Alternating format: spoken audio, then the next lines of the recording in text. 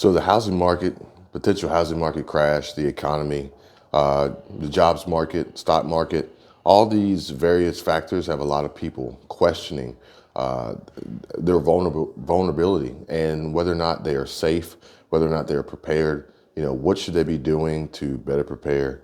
Where should they be putting their money? Should they be getting it out of the banks? And if they're taking it out of the banks, where should they be putting it? What are the best cash flow producing assets that are going to protect and insulate families throughout this economic cycle, this economic downturn, this economic shift, as we're seeing a great reset occurring right before our eyes? And a question that I get asked often is, Kevin, what should I do? And again, I'm not a financial advisor. This is not financial advice. I'm just sharing with you some recent stories and experiences from some people that may have similar circumstances in situations like yourself or someone you may know, a friend, family member, loved one. And oftentimes the question is, uh, should I pay down my mortgage? And oftentimes it's the question of, should I pay down my mortgage? And it's not so much, should I pay off my mortgage? And these are two big differences.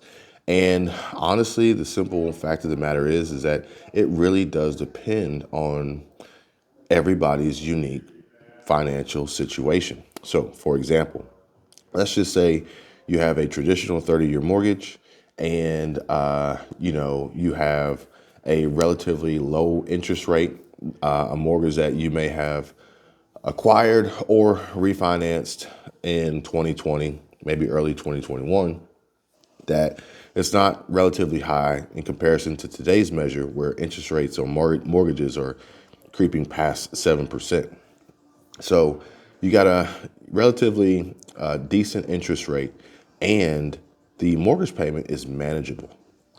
Now, there's a lot of factors that come into play as far as, what does your savings look like?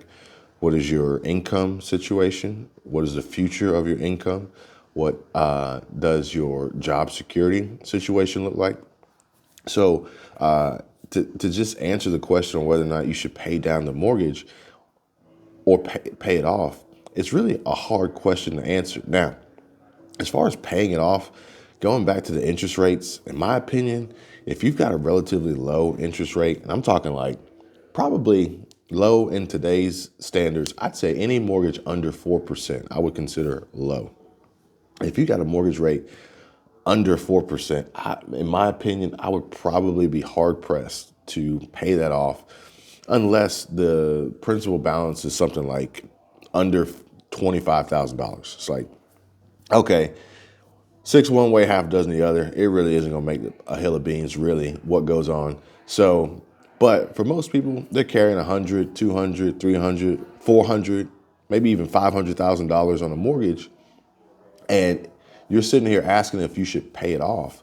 Well, then that means that you obviously then have the access to the cash to pay that off. So if you have access to $500,000 to pay off your mortgage and it's at a low interest rate, I don't know if I would subject my cash to that. I think I would ride out the lower interest rate as long as possible and find ways to take that $500,000 that I was going to put towards paying off my mortgage and putting it in some other investment vehicle that could bring me back a return greater than the 4% that I would technically save in interest by carrying this mortgage.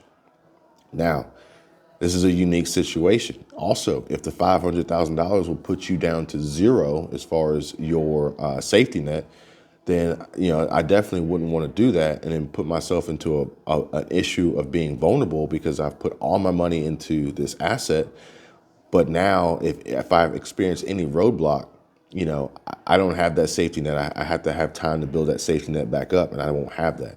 So, if you got 500 to throw towards it, but you have a net worth and you're liquid and you have a few million to your name, then probably not a big deal. Pay it off.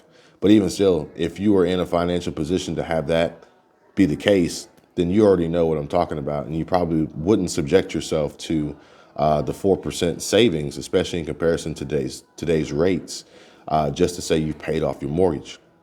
Now, For the folks that want to pay down their mortgage, this is the tough one. This is the tough one because this is actually worse than the paying off the mortgage, because some folks will look at it and say, I owe a few $100,000 on this mortgage, but I want to pay it down. I want to pay less interest.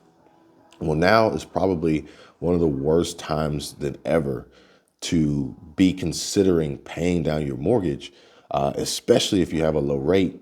But for the simple fact that your mortgage payment is going to remain the same no matter what. The mortgage payment is the same payment for the life of the loan. Now, the difference is the percentage of that payment that goes towards principal and the percentage of that payment that goes towards interest.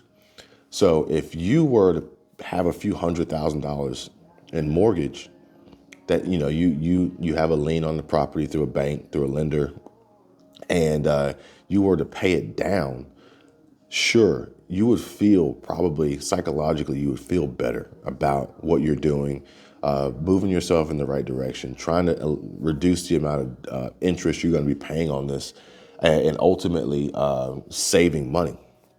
But if that puts you in a position that makes you vulnerable and leaves you exposed to the elements, and you have some financial emergency occur, and the money you had available is now tied up in this asset because you paid down the principal balance, but now it's just left you exposed. It doesn't really help you, and your mortgage payment is still going to be the same. So, to pay it down right now, especially with the rates the way that they are now, at the same time, if you've got an extremely high interest rate, then I would probably encourage most people to try to pay it down faster than the term length because of the higher interest rates. But at the same time, you don't want to do these things to put yourself in a bind because you were trying to do the right thing, but it ate away at your cash and your safety net and ultimately left you vulnerable. Because if you pay down your mortgage and you would have a financial hardship and then ultimately unable to pay your mortgage, the mortgage companies, they're not really going to care that you paid it down early. And if you don't make the payments as you're supposed to, then ultimately you're going to wind yourself up in foreclosure status. So honestly, if you've got any other debts out there that are the interest rates on those debts are higher than the interest rate on your mortgage, I would focus on paying those and getting rid of those altogether, especially since those are not going to be accruing in value and increasing in their worth. And the beauty of a home is, by the traditional sense, is typically not a cash flow producing asset. But if you guys pay attention to some of the tips and tricks and side hustle opportunities that I'm going to be sharing with you over the next few videos, you'll see how you can actually turn your home into a cash flow producing asset. So that means that if you have a low interest rate and you have a manageable payment, in my opinion, I would stick with that.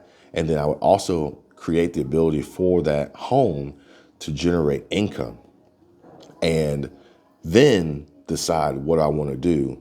But more than likely, odds are I would avoid paying off my mortgage, especially if I had a low interest rate, for the simple fact of the matter is, it's almost like free money in a sense, because the rate of which the interest you're paying on your mortgage is far below the rate of inflation, and definitely ahead of the curve as far as most people's increase in their income.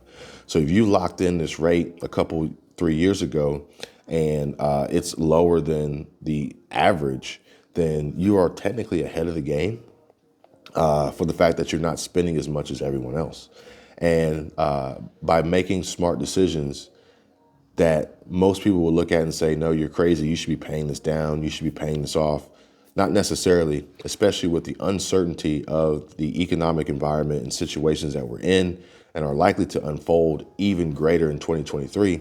I'd be holding on to as much cash as possible to protect myself, but also be ready to jump on any opportunity that presents itself, because I think that they're going to be widespread in 2023. And those with the money are going to really capitalize on it. And those who don't have the money and or are relying on lenders, borrowing, loans, and credit may have an opportunity, but they're going to be hurting themselves in the maximum benefit of these opportunities by paying the higher interest rates to borrow the money to engage in these wealth building exchanges. It's bound to happen. Like 2023 is going to be epic. And if you aren't positioning yourself to survive and thrive, then 2023 is going to be a hard year for a lot of people. But if you are positioning yourself to survive and thrive, then 2023 could be a game changer for a lot of folks out there. I just wanted to share that with you. If you guys got any questions, drop a comment down below. I'm going to throw up 2 videos up on the screen so you guys can check them out. I would appreciate it. Subscribe to the channel, give this video a like. You guys take care, be safe. I'll see you real soon. Bye.